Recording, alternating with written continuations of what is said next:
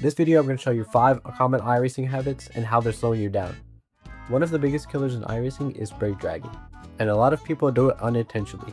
So brake dragging is when you let your foot rest on the brake pedal and you're applying about 1 to 3 or even more percentage of brake pressure without actually doing any braking. So you could be on a straightaway or you could be in a corner and your foot could be resting on the brake pedal and you could be slowing your car down.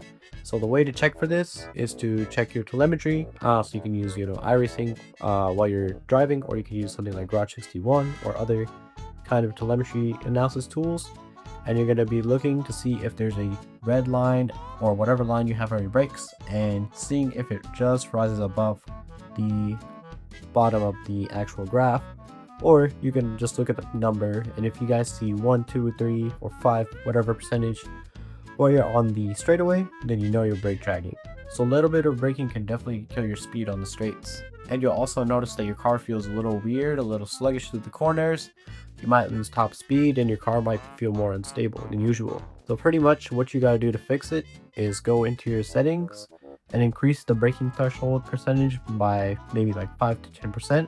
So you actually have to press on the brakes to turn the actual brakes on. So this will require some muscle memory over time to actually change the habit. But once you do it, you'll definitely notice a good improvement in your overall braking, and you won't be braking on straightaways. Next thing I had is optimal FOV.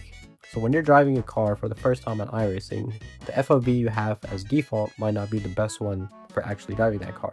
If you guys want to see a little tutorial I made how to fix this, you can go on the link in the description, or I'll put a little card right here. But pretty much, if you don't have the right FOV, you could feel the car rotating in not the right way. And depending on how your monitor is set up, you have triple or ultra wide or whatever, you can definitely make a drastic input on your driving. By having the wrong FOV, you might not be able to have a good depth perception, or you might be braking too late or too early, or you might be seeing too much or too little of the screen. So you definitely need to fix your FOV and make sure it's all good to go. Third thing I got on here is looking too close. So as a lot of people, when they're looking or when they're racing, they're looking too close ahead. So they might be looking at the road below, they might be looking at the car right in front of them.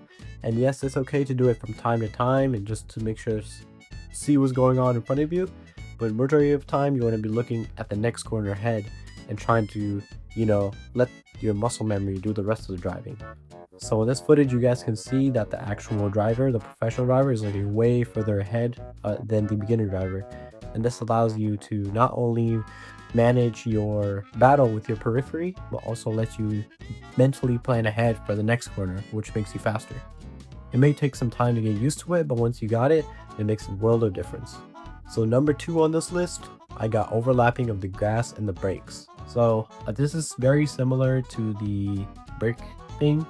So you might be, when you're slowing down or when you're speeding up, you might be overlapping your telemetries of your brake and your gas pedals. So what you need to do is you need to go back into the telemetry graph, the same thing you guys did for the brake, and make sure that any areas where you see overlap, so where you see the lines cross over, the red and the green or whatever for the gas and the brakes, try to keep those separated. So one thing you can do is maybe brake a little bit earlier or later, and try to move that positioning of it so you don't waste energy. Because essentially, when you're doing overlap of brake and throttle, your car is not really going forward or slowing down. A lot of drivers use it to correct their balance, which is fine, but if you're doing it regularly on a lot of corners that don't need the overlap, it can definitely slow you down.